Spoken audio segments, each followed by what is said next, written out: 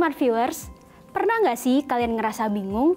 Mau kerja keras biar sukses, tapi kok hidup malah berantakan ya? Seolah-olah kita tuh kerja terus, hampir nggak ada waktu untuk diri sendiri. Atau sebaliknya nih, udah ada waktu untuk diri sendiri, tapi kok karir rasanya gitu-gitu aja ya? Perkenalkan, aku Gita, mahasiswi Psikologi BINUS University. Hari ini nih, aku bakal ngobrolin topik yang relate banget sama Gen Z, yaitu work-life balance. Soalnya nih ya, banyak banget stigma yang beredar di luar sana soal Gen Z. Mereka itu dibilang males, maunya healing terus, maunya serba instan, dan lain sebagainya. Tapi emang benar ya kayak gitu? Nah, sebelum masuk ke inti pembahasannya, aku mau kenalin dulu nih sama tokoh utamanya, yaitu Gen Z. Jadi, bagi yang belum tahu, Gen Z adalah mereka yang lahir dari tahun 1997 sampai 2012. Kalian termasuk Gen Z nggak nih? Nah, kebetulan banget mereka lahir di era digital dan teknologi yang sangat pesat. Jadi, bisa dibayangin ya, mereka itu hidupnya udah serba digital aja. Mau belanja, tinggal scroll. Mau belajar, tinggal searching.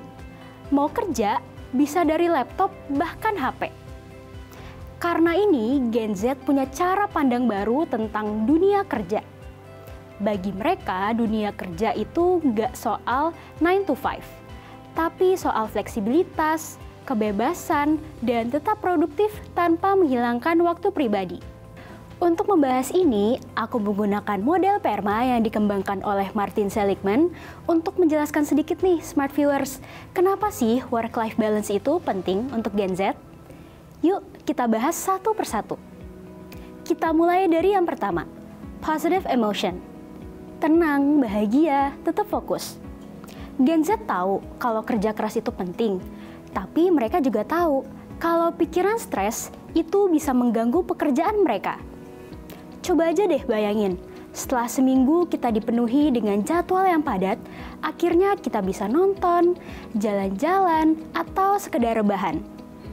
Ini bukan malas ya Smart Viewers, tapi ini cara mereka untuk recharge agar besok bisa kembali fokus dan produktif. Kemudian ada engagement. Kalau kerjanya relate, pasti semangat gak late. Gen Z itu lebih semangat kalau kerjaannya nyambung sama minat dan passion mereka. Misalnya nulis konten, bikin desainnya estetik abis, atau ikut proyek sosial. Kalau kerjaannya nyambung sama minat dan passion mereka itu lebih semangat dan enjoy loh ngerjainnya. Kemudian ada relationship. Lingkungan positif, kerja makin produktif. Aku yakin pasti kalian pernah kan ngerjain tugas bareng teman-teman yang suportif. Wah, rasanya seru banget ya, kayak serasa nggak ngerjain tugas aja gitu. Nah, di dunia kerja, Gen Z juga mau punya lingkungan yang kayak gitu. Suportif, kolaboratif, dan bebas toksik. Kemudian ada meaning. Meaning matters, not just the money. Bagi Gen Z, kerja itu nggak cuma soal jabatan atau gaji. Tapi lebih dari itu loh Smart Viewers. Mereka itu juga mencari makna di dalam pekerjaan yang mereka lakukan. Misalkan saat ide mereka didengar, atau hasil kerjaan mereka beneran ngasih dampak. Nah, kalau kerjaannya nyambung sama makna yang kita cari, pasti kita lebih bangga dan puas gak sih? Dan yang terakhir, ada achievement. Pelan tapi pasti, yang penting happy. Gen Z suka banget loh ngerayain progres, entah sekecil apapun itu. Mau itu selesai ngerjain tugas, selesai ngerjain presentasi, atau bahkan cuma nyelesain to-do list harian. Buat Gen Z, pencapaian itu bukan soal menjadi siapa yang paling hebat, tapi soal berprogres dan yang terpenting adalah enjoy dengan prosesnya. Jadi Smart Viewers, buat Gen Z, kerja itu nggak cuma soal gaji, jabatan, atau jam kerja, tapi soal menjadi versi terbaik dari diri kita masing-masing, yaitu sehat, bahagia, dan terus berkembang. Kerja keras itu memang penting, tapi jaga diri itu investasi jangka panjang.